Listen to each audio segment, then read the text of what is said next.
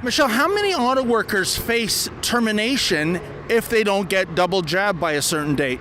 All of us.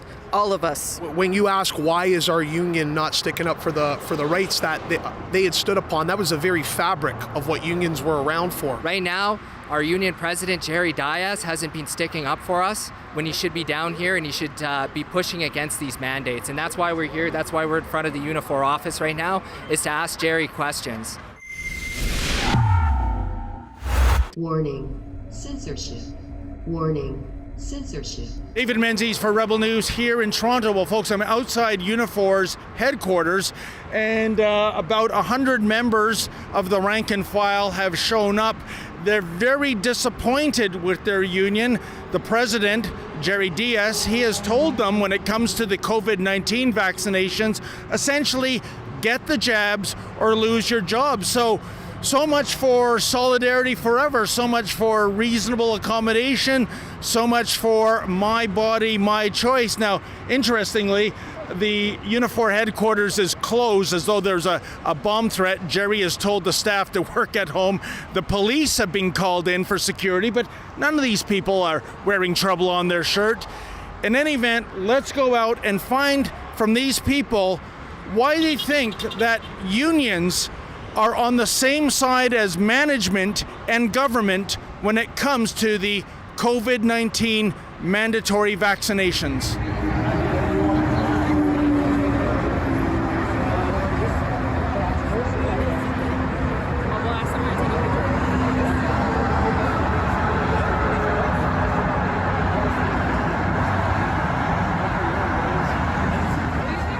What brings you out to this protest today? We're out here right now because we believe in freedom of choice. Right now, we're getting coerced into getting vaccinated.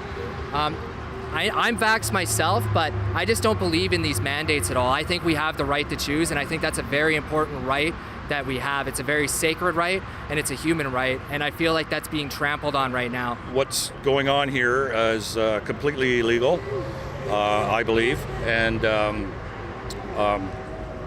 it's government overreach, and I do not agree with this at all. We have no intention of causing any problems. We're here to be obedient, civil. We just want to talk to Jerry. Unfortunately, Jerry's not here. Right now, our union president, Jerry Dias, hasn't been sticking up for us when he should be down here and he should be pushing against these mandates. And that's why we're here. That's why we're in front of the Unifor office right now, is to ask Jerry questions. I'm not happy with this position. Very disappointed. To me, what our charter rights stand for is something that should not even be questioned. It shouldn't even be something in their, like a question in their minds. It should be automatic.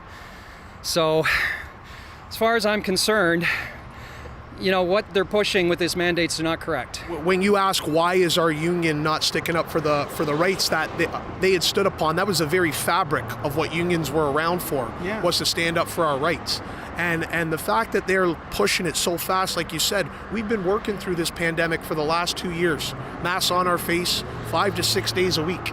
For them to be throwing it in our face now that we need to be going out and getting mandated to get vaccinated or get vaccinated is just absolutely crazy to think about. You yourself, as you said, you've got the jabs, and so you're not demonizing the people that want to keep their medical history private, which is the way it used to be. But you believe, I take it, that nobody should be coerced out of their job because they don't want to reveal their vaccination status. Absolutely. And I also believe that vaccinations are a good thing, and obviously we should encourage vaccinations, but we shouldn't be coercing people into doing something against their own will. I don't understand why they're failing to represent all of the members by imposing by agreeing to these mandates. We don't understand it. Like, personally, I'm retired, but my wife has a year to go, and now she has to make a choice between her job, her pension, and getting a shot. I mean, I expect that our union leadership would stand behind us and say, you know what, your personal choices and your charter rights and freedoms must be protected. I'm not sure what's going through their minds. Maybe it's, I don't know, I'm speculating. But as far as I'm concerned, it is not a question. It is not something that that should be questioned. It should be taken automatically, and that should be the first thing that they look at. We know that Trudeau has already said he's invested to vaccines till 2024.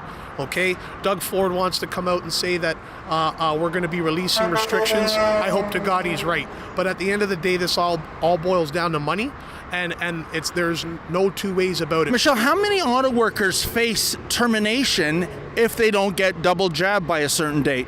All of us. Every single unvaccinated person who doesn't have the vaccine, our jobs are being threatened. They're forcing you to either do it, lose your job, but people have families, houses, homes, rent, mortgage. It's in the plant. Nobody talks about their status. Nobody says, hey, are you vaccinated? Or hey, are you unvaccinated? It's something that we go about our jobs, we wear our masks, and we get our work done. This is a big story.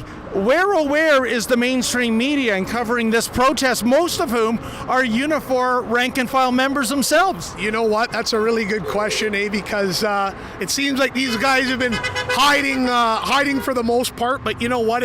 Day is still early. We'll see if these guys show up. See, a lot of them, it's called, I would say, misinformation through omission. If we don't talk about it, we don't send reporters, then we can deny it in the, we can deny it at the highest level. Just say, no, it doesn't matter. We can question it, say, it's misinformation. They're pushing it's conspiracy theory, because they don't show up.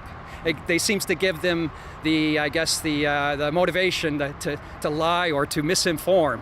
I don't think they're reporting the full story. I think they should come down here and they should get down on our level and come from a place of understanding. Right now, Jerry actually got the memo and he heard about this protest and what was happening, and he had told all of his office staff to stay at home, including himself, and then he called the police on us.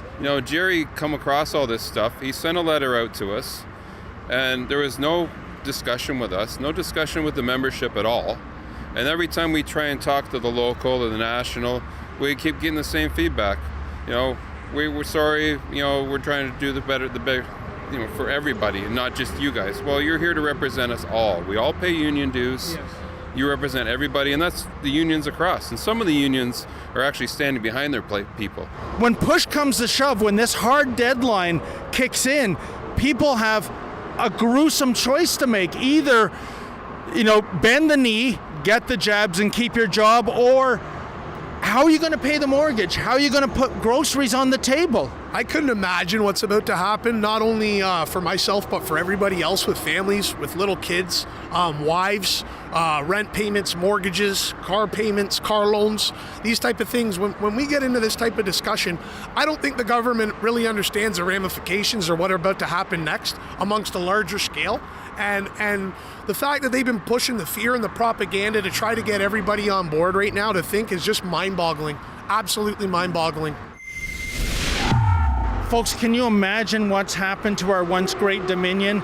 Mandatory vaccine passports, get the jabs or lose your jobs, and not even get employment insurance.